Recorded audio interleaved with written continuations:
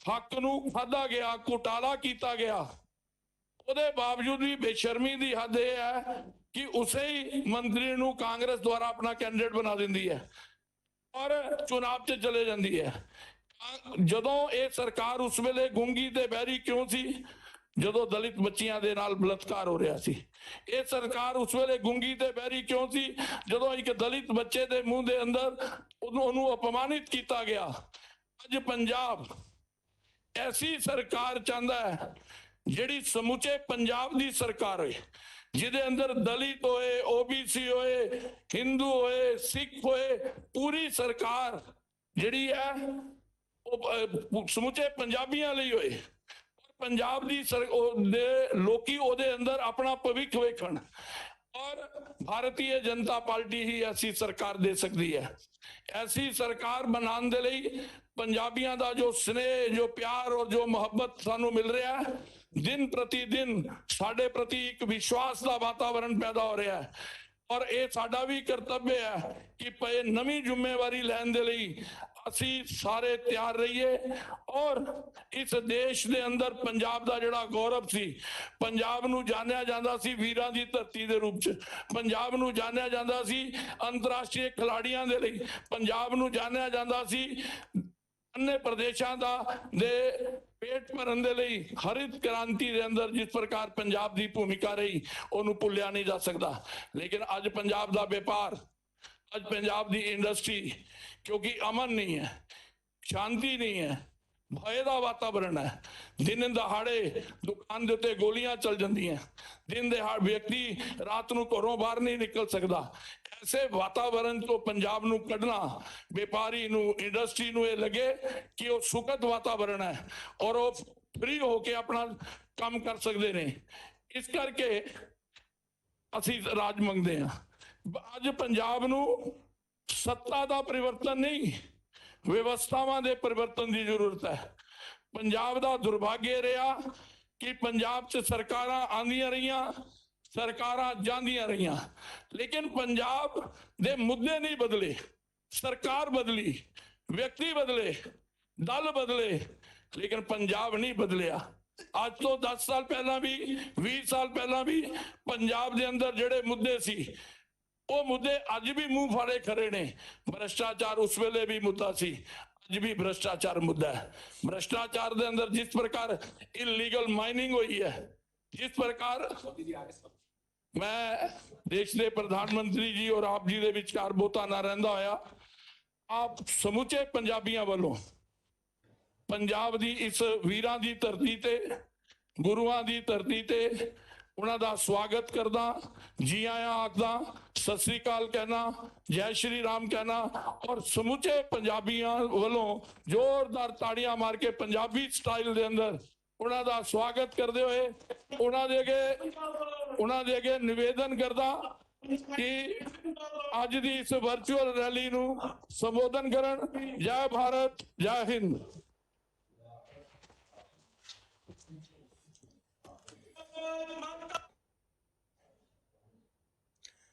सत श्री अकाल। पंजाब की ऐतिहासिक धरती फतेहगढ़ साहिब ਅਤੇ भारत का मानचेस्टर कहे जाने वाले औद्योगिक इंकलाब दे शहर लुधियाना हल्के दे कोने कोने तो डिजिटल माध्यम नाल जुड़े भैणों ਅਤੇ भराओ, आओ सब तो पहला गुरु दी बख्शी फतेह दी सांझ पाइए। वाहेगुरु जी का खालसा, वाहेगुरु जी की फतेह। सब तो पहला मैं गुरुपुत्रा दी धरती नू कोटन कोट प्रणाम करता हूं। छोटे साहिबजादों बाबा जोरावर सिंह और बाबा फतेह सिंह की शहादत पीढ़ियों को प्रेरित करने वाली है। ये मेरा सौभाग्य है कि साहिबजादों के त्याग को मान देने का अवसर मुझे मिला, हमारी सरकार को मिला। देश की रक्षा को सबसे ऊपर रखना, देश को सबसे आगे रखना, यही पंजाब की पहचान रही है। बीजेपी और एनडीए की ये परंपरा रही है, वो राष्ट्र भक्तों के साथ हमेशा खड़ी रहती है, उनके सम्मान की हर पल रक्षा करती रहती है। इसलिए पंजाब की परंपरा, पंजाब के विरसे को सच्ची नीयत के साथ आगे बढ़ाने का काम सिर्फ और सिर्फ भाजपा और एनडीए कर सकती है। साथियों, पंजाबियत के लिए, सिख परंपरा के लिए काम करना मेरे लिए वो सेवा का काम है, मेरा सौभाग्य है। कुछ लोग हमेशा सिख परंपरा के विरोध में नजर आएंगे, जबकि भाजपा और भाजपा के एनडीए के साथी हमेशा सिख परंपरा के साथ खड़े रहे हैं। कुछ लोगों के लिए पंजाब सिर्फ और सिर्फ सत्ता का साधन रहा है। हमारे लिए गुरु परंपरा का, पंजाबियों की सेवा और सत्कार का, जी भर के सेवा करने का, सत्कार की परंपरा को निभाने का माध्यम रहा है। ऐसे लोगों ने पंजाब पर राज करने के लिए क्या क्या षड्यंत्र, क्या क्या साजिशें नहीं रची। इन लोगों ने पंजाब को, गुरुओं की धरती को आतंक की आग में झोंका।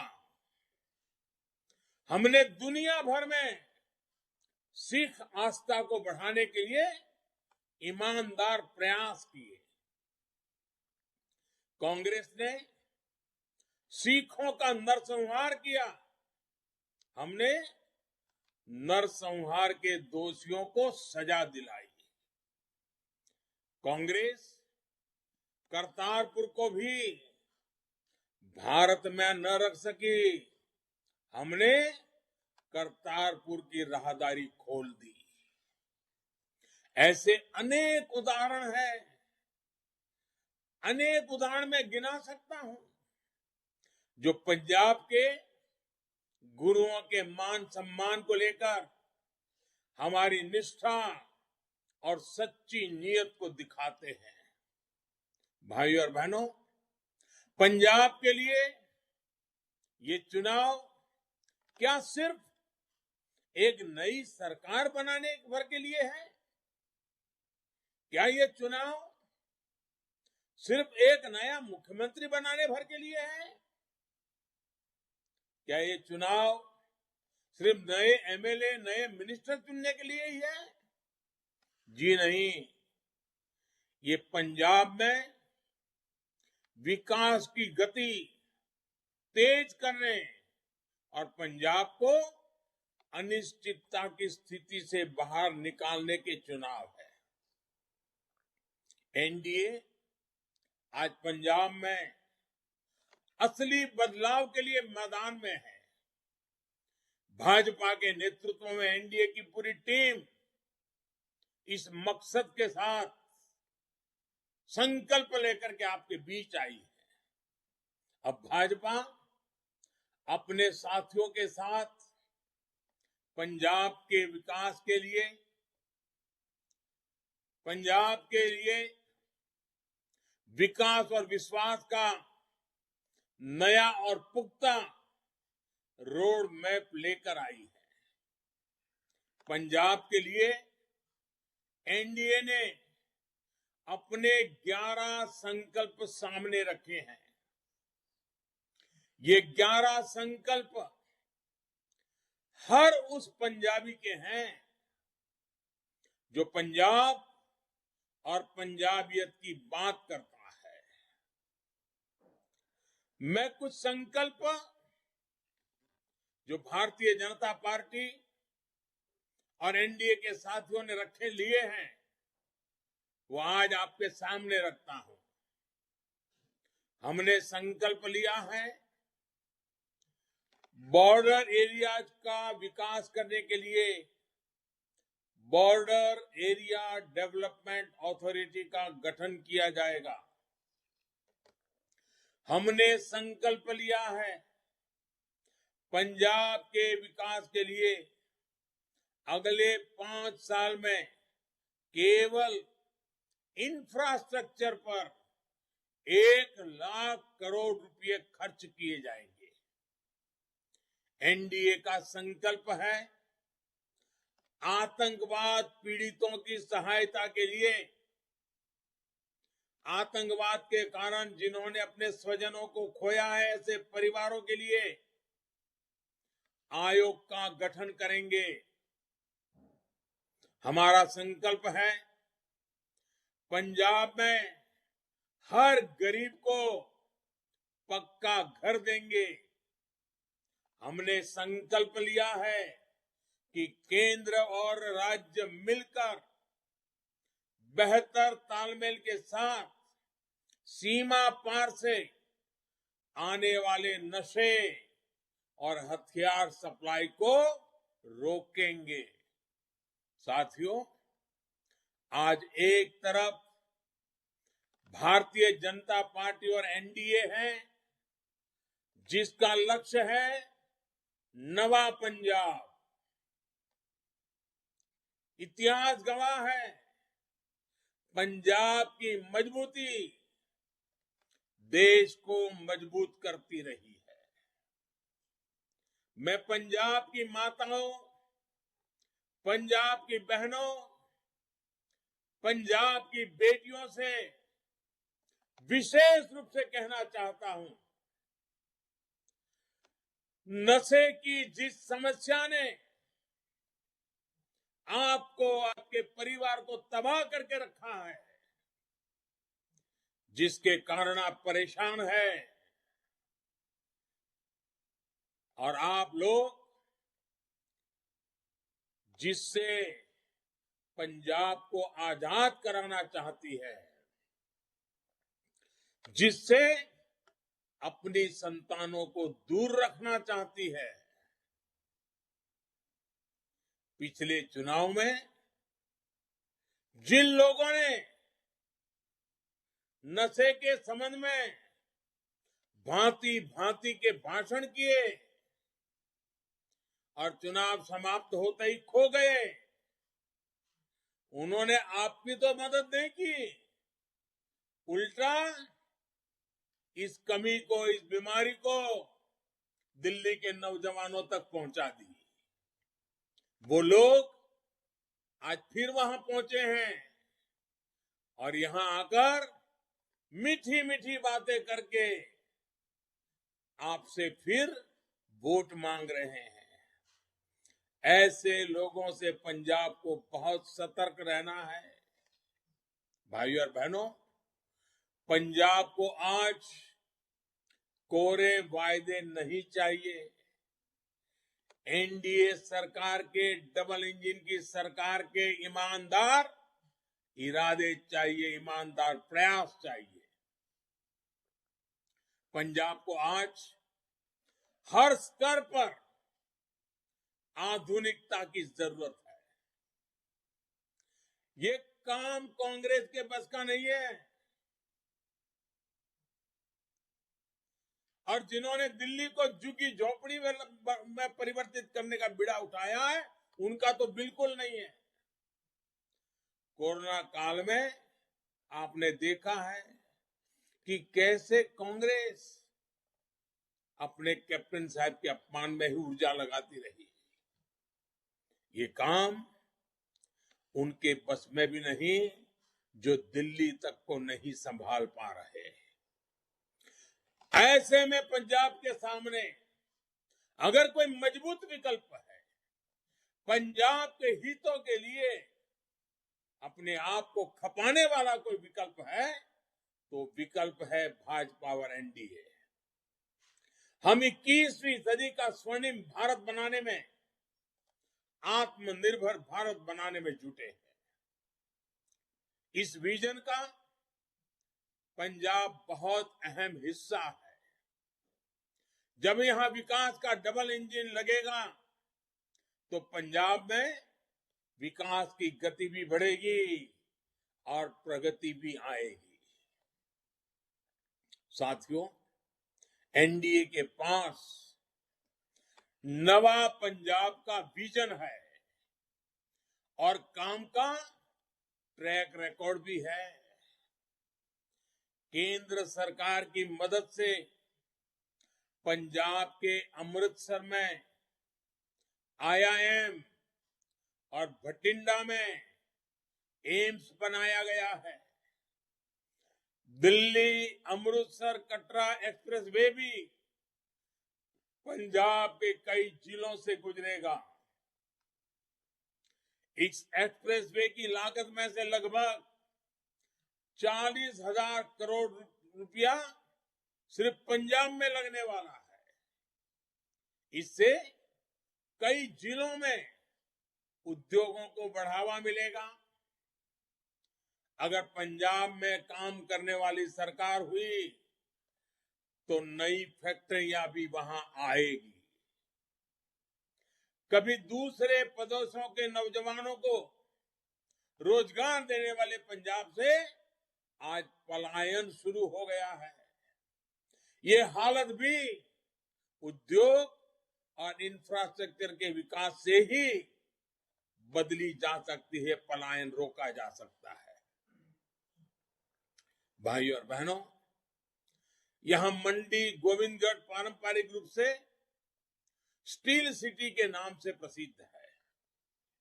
अंतर्राष्ट्रीय बाजार से प्रतिस्पर्धा करने के लिए यहां जिस तरह के इंफ्रास्ट्रक्चर की जरूरत है, जो संसाधन चाहिए, उस पर ध्यान देने की जरूरत है।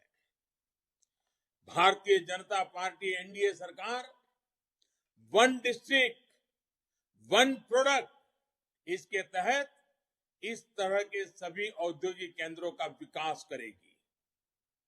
लुधियाना की टेक्सटाइल इंडस्ट्रीज को तेजी से नई ऊर्जा की जरूरत है। केंद्र सरकार ने टेक्सटाइल सेक्टर के लिए अभी खास तौर पर पीएलआई स्कीम की शुरुआत की है। इस योजना के तहत टेक्सटाइल मैन्युफैक्चरिंग को बढ़ावा देने के लिए इंसेंटिव दिया जाएगा। एनडीए सरकार जब यहां बनेगी, तो ऐसी योजनाएं तेजी से लागू हो पाएगी जो पंजाब का कल्याण करेगी, पंजाब को विकास की नई ऊंचाई देगी। साथियों, पंजाब की खेती ने भारत को हमेशा ताकत दी है, लेकिन जो दल बरसों तक पंजाब की सत्ता के केंद्र में रहे, उन्होंने पंजाब के किसानों को क्या दिया? पंजाब के किसान को कर्ज से, बंजर होती जमीन से, कैंसर देने वाले पानी के पीने के पानी से मुक्ति देने का इन दलों के पास कोई रोड मैप ही नहीं है। पंजाब के किसानों को चाहिए बीज से बाजार तक आधुनिक व्यवस्थाएं। पंजाब के किसानों को चाहिए आधुनिक कोल्ड स्टोरेज, फूड पार्क और फूड प्रोसेसिंग के उद्योग। पंजाब के किसानों को चाहिए अपने उत्पाद एक्सपोर्ट करने के लिए बेहतरीन कनेक्टिविटी। इन सभी क्षेत्रों पर हमारी डबल इंजन की सरकार और तेजी से काम करेगी। साथियों, पंजाब के किसानों का खेती पर होने वाला खर्च कम हो, उनकी आय बढ़े, ऐसे हर काम को हमारी सरकार प्राथमिकता दे रही है। छोटे किसानों के कल्याण के लिए हमारी सरकार लगातार कदम उठा रही है। सबसे ताजा उदाहरण फर्टिलाइजर का है। पिछले साल हमारी सरकार ने P&K फर्टिलाइजर के लिए करीब करीब 45,000 करोड़ रुपए से ज्यादा सब्सिडी बढ़ाई। यूरिया के लिए भी सब्सिडी में हमारी सरकार ने करीब करीब 35,000 करोड़ रुपए की वृद्धि की है। इस बजट में भी हमने फर्टिलाइजर सब्सिडी के लिए रिकॉर्ड राशि का प्रावधान किया है। भाइयों और बहनों, आज पहली बार पंजाब में MSP पर रिकॉर्ड खरीद के साथ यहां के किसानों को इसका पैसा सीधा बैंक खाते में भेजा जा रहा है। 2014 से पहले के 7-8 सालों में पंजाब के किसानों को धान की फसल के MSP के रूप में लगभग 1 लाख करोड़ रुपया मिले थे। पुरानी सरकार की मैं बात कर रहा हूं। 7 साल में 1 लाख करोड़, जबकि हमारी सरकार के दौरान 2.25 लाख करोड़ रुपए के करीब करीब पंजाब के धान किसानों की जेब में गया है। गेहूं में भी हमारी सरकार ने 1,60,000 करोड़ रुपए से अधिक पंजाब के किसानों के जेब में दिया है। ये भी पहले के मुकाबले लगभग 2 गुना है, डबल है।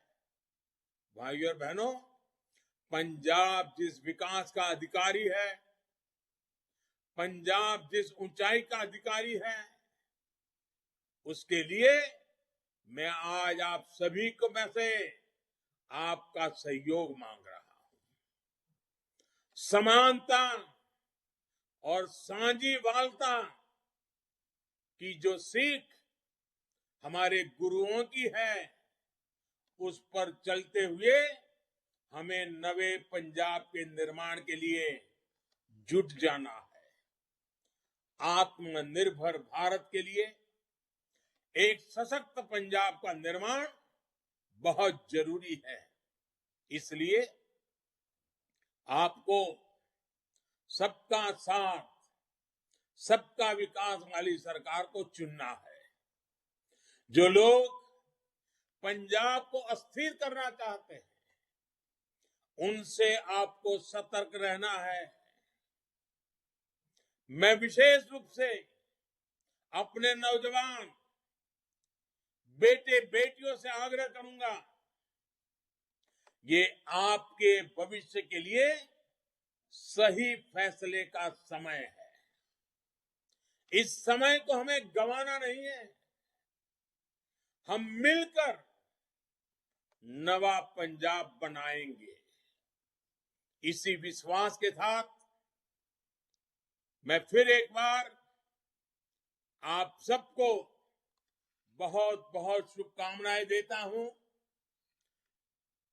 इस बार तो मैं वर्चुअली आपसे नमस्कार कर रहा हूं, लेकिन अभी जब इलेक्शन कमीशन ने कुछ सुविधा घोषित की है, उसको ध्यान में रखते हुए कुछ दिनों के बाद मेरा पंजाब आने का कार्यक्रम जरूर बनेगा। पंजाब की मिट्टी को माथे पर लगाने का अवसर मिलेगा। पंजाब के मेरे प्यारे भाई बहनों का दर्शन करने का सौभाग्य मिलेगा और हम सब मिलकर के नवा पंजाब के संकल्प को पूरा करने के लिए जी जान से जुड़ जाएंगे। आप सब दोनों हाथ ऊपर करके मेरे साथ बोलेंगे, भारत माता की,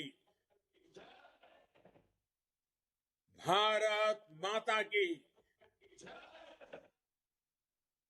भारत माता की।